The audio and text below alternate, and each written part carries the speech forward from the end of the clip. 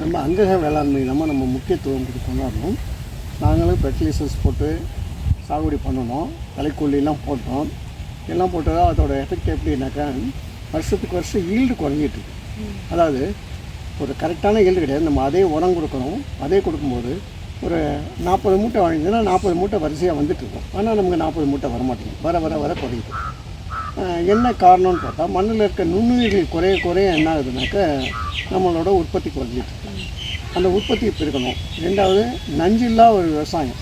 அதாவது பஞ்சபூதங்களும் கெட்டு போடக்கூடாது, மக்களுக்கும் நல்ல உணவு கிடைக்கணும், நஞ்சில்லாத உணவு கிடைக்கணும். இப்படின்னு பார்த்துட்டு இதுக்காக தான் நம்ம ஆர்கானிக் விவசாயத்தை ஆர்கானிக்னா அங்கக வேளாண்மை. இயற்கை வேளாண்மைங்கிறது நம்மளால் செய்ய முடியும். இயற்கை வேளாண்மைங்கிறது காடுகள் தான். ஆக்சுவலாக அதிலே விழணும், அதே முளைச்சி அதே கிடைக்கணும், பலன் மட்டும் நம்ம கிடைக்கணும், நம்ம எதுவும் செய்யக்கூடாது. ஆனால் அது மாதிரி நம்ம இப்போ செய்ய முடியாது. அதுக்காக நம்ம அங்கக வேளாண்மைக்கு நம்ம திரும்பணும். அங்கக வேளாண்மைனா நம்மக்கிட்ட இருக்க மாடு, ஆடுகள், இலைத்தலைகள் இதுங்களை வச்சுட்டு என்ன அதுங்களுக்கு கொடுத்து ட்ரீட் பண்ண முடியும், அந்த நுண்ணுயிரை எப்படி வளர்க்க முடியும் அப்படிங்கிறது தான் நம்ம பார்ப்போம். இப்போ நாங்கள் வந்து ஒரு ஏக்கருக்கு 5 டன் குப்பை அடிச்சிருக்கோம். 5 டன் குப்பை வந்து நமக்கு தேவையில்லை. அவ்வளவும் குப்பையை வந்து இன்னும் குறைக்கலாம் அப்படிங்கிறதுக்காக மண்புழு உரத்தை தயார் பண்ணோம். மண்புழு உரம் தயார் பண்ணும்போது நாங்கள் 200 கிலோ மண்புழு உரம் கொடுத்தாலே அந்த 5 டன் குப்பைக்கு என்ன எஃபெக்ட் இருக்கும் அந்த வந்து அதோட பலன் நமக்கு கிடைக்குது. அப்போ வந்து மீதி உள்ள குப்பையை வந்து நம்ம வந்து மற்ற விவசாயிகளுக்கும் கொடுக்கலாம், மற்ற சாகுபடிக்கும் கொடுக்கலாம். அது மாதிரி பண்ணும்போது நமக்கு வந்து ஒரு மண்புழு உரத்துலேயே பெரிய ஒரு சேவிங்ஸ் கிடைக்குது. ரெண்டாவது நம்மகிட்ட இருக்க மாடுகளை வச்சுக்கிட்டு நம்ம வந்து நிறைய உற்பத்தி பண்ணணும். மாடுகள் சாப்பிட்டுட்டு செரிக்கிறதுக்கு அது வயிற்றுக்குள்ளே நுண்ணுயிர் இருக்குது. எல்லா உயிரினத்துக்கும் இருக்குது, அது மாடுகளுக்கு அதிகமாக இருக்கும். அந்த நுண்ணுயிரை நம்ம வந்து டெவலப் பண்ணி அதை தான் மண்ணு கொடுக்கலாம். அந்த நுண்ணுயிர்கள் தான் மண்ணில் இருக்க பொருளை சிதைச்சி பயிருக்கு உணவாக கொடுக்குது. அதை எந்த வழியில் கொடுக்கணும்னா மண்புழு உரமாக கொடுக்கலாம். ரெண்டாவது பஞ்சகவியாக செய்யலாம். அதோட சாணம், கோமியம், பால், தயிர், நெய், வெல்லம் எதுக்கு போடுறோம்னாக்கா உங்களுக்கு வந்து ஒரு அதை நுண்ணுயிர்களுக்கு சாப்பாட்டுக்காக தான், ஒரு சுகர் கிடைக்கணும். அதுக்காக நம்ம வந்து அதை கொடுக்குறோம். அதை கொடுத்து வளர்க்கும்போது அது தண்ணியில் கொடுக்கும்போதோ ஸ்ப்ரே பண்ணும்போதோ மண் நல்ல வளம் வந்துடுது. இப்போ நாங்கள் வந்து கிட்டத்தட்ட ஒரு 15 வருஷமாக நாங்கள் 17 வருஷம் கிட்டத்தட்ட பண்ணிகிட்ருக்கோம். இப்போ எங்களுக்கு ஈல்டு குறையிறதே இல்லை. நாங்கள் வந்து 60 மூட்டை எடுத்தோம்னா அந்த 60 மூட்டை 62 மூட்டை வருஷத்துக்கு 5-6 கூட தான் வந்துட்டுருக்கு. நாங்கள் போய்ட்டு 66 மூட்டை வரைக்கும் நாங்கள் கொண்டாந்துட்டோம். எங்களோட லட்சியம் வந்து 90 மூட்டை அடித்து காமிக்கணும். ஒரு ஏக்கரில் இயற்கையில் 90 மூட்டை கொண்டாடணும். அது கண்டிப்பாக நாங்கள் கொண்டாந்துடும். வருஷம் இன்க்ரீஸ் ஆகிட்டு தான் இருக்குது. ரெண்டாவது நமக்கு தேவையான நல்லது செய்கிற பூச்சிகளும் இருக்குது, கெடுதல் செய்கிற பூச்சிகள் இருக்குது. நம்ம வந்து பூச்சி மருந்து கெமிக்கல் அடிக்கும்போது நல்லது செய்கிறதும் கெட்டு போகுது, கெடுதல் செய்கிற பூச்சிகளும் கெட்டு போகுது.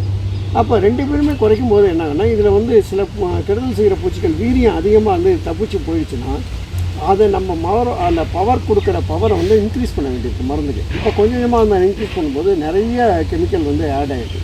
அதுக்கு பதிலாக தான் நம்ம மூலிகை பூச்சி விரட்டி, கற்பூர கரைசல், இந்த மாதிரி இலைதேலை கரைசல் இதுங்களை யூஸ் பண்ணுறோம். யூஸ் பண்ணும்போது பூச்சிகளை நல்லா விரட்ட முடியுது. பூச்சிகள் நம்ம பயித்தில் வந்து பூச்சிகள் இருக்கும், நல்லது செய்கிறதும் இருக்கும், கெடுதல் செய்கிறதும் இருக்கும். ஆனால் நம்ம பயிரை பூச்சி விரட்டிலாம் யூஸ் பண்ணுறோம். நம்ம பூச்சி விரட்டி யூஸ் பண்ணுறது இந்த மூலிகை கரைசல்னு 5 இலை கரைசல் அதை போடுறோமா. அடுத்தது வந்து மிளகாய், பச்சை மிளகாய், பூண்டு இந்த கரைசல் யூஸ் பண்ணுறோம் கோமியத்தோட. கற்பூர கரைசல்னு ஒன்று செஞ்சுருக்கோம். கற்பூர கரைசல்ங்கிறது நோயும் எதுக்குது, பூச்சிகளையும் விரட்டுது.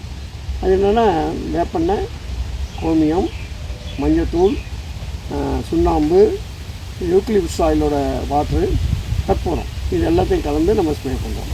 இந்த ஸ்மெல் வந்து அந்த பூச்சிகளுக்கு வந்து ஒவ்வாமை வந்துடும். அதனால் அந்த பயிற்றில் வந்து அதுங்க முட்டையை போட்டு அதோட இனத்தை அதில் பெருக்க முடியாது. அதனால தான் நமக்கு வந்து பயிர் வந்து நல்லா இருக்காது. நான் அந்த பயிரை சாப்பிடாது. பக்கத்து வயல் கெமிக்கல் அடித்தா கூட நீங்கள் இதை அடிச்சிங்கன்னா உங்கள் வயலில் எந்த பூச்சி தாக்குதலும் இருக்காது. ஏன்னா இது வந்து பிபிடி போட்டிருப்ப பக்கத்து வயல்லாம் நிறைய வந்து கொலை நோய் தாக்குதல் இருந்தது. அந்த தாக்குதல் இந்த வயலில் இல்லை. ஆனால் அது வந்து பக்கத்து வரப்பில் இருக்கும்போதே கொலை நோய் தாக்குதல் வரலைன்னா அதோட ஸ்மெல் அதுங்களுக்கு பிடிக்கல, அந்த பக்கம் வரல.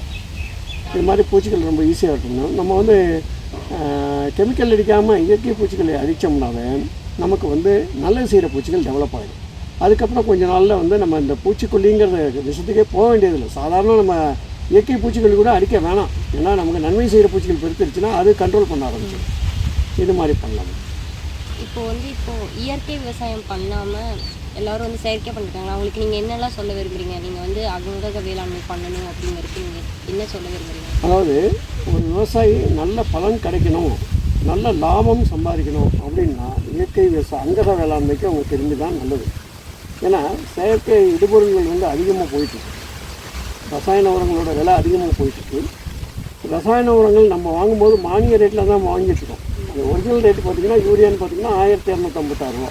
1000 ரூபா கவர்மெண்ட்டுக்கு மானியம் கொடுக்குறாங்க கவர்மெண்ட்டில். இப்போ ஒரு விவசாயிக்கு மானியங்கிறது பார்த்திங்கன்னா ஒரு பெரிய அமௌண்ட் போயிட்டுருக்கு இந்த உரம் போடும்போது. இந்த அமௌண்ட்டை அவங்க வந்து குறைக்க முடியும். அதாவது நாட்டில் செலவினங்களை அந்நிய செலவாணியை குறைக்கிறதுக்கு இது ஒரு நல்ல வாய்ப்பு.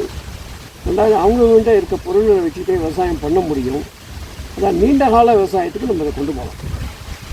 இப்போ அது கம்மி ஏக்கருக்குன்னா இப்போது நீங்கள் சொல்கிற மாதிரி மாடு வச்சு ஆடு அந்த மாதிரி பண்ணலாம். இப்போ நிறைய ஏக்கர் வச்சுருந்தாங்கன்னா அவங்களுக்கு நிறையா மாடு தேவைப்படலாம். அந்த மாதிரி இருக்கும்போது நீங்கள் என்னெல்லாம் அப்படி கிடையாது. ஒரு பசுமாடு இருந்துன்னா ஒரு விவசாயிகிட்ட ஒரு பசுமாடு இருந்தால் 30 ஏக்கர் சாகுபடி பண்ண முடியும்.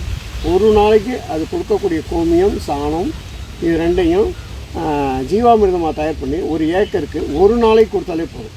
அதோட நுண்ணுயிர் வளர்ச்சி அதிகமாக தான் இருக்கும். அப்போ பெரிய பண்ணை ஒரு 100 ஏக்கர் இருந்தாங்கன்னா அவங்ககிட்ட 100 மாடு இருந்தாலே போதுமே, அதிகமான மாடுகள் தேவையில்லை.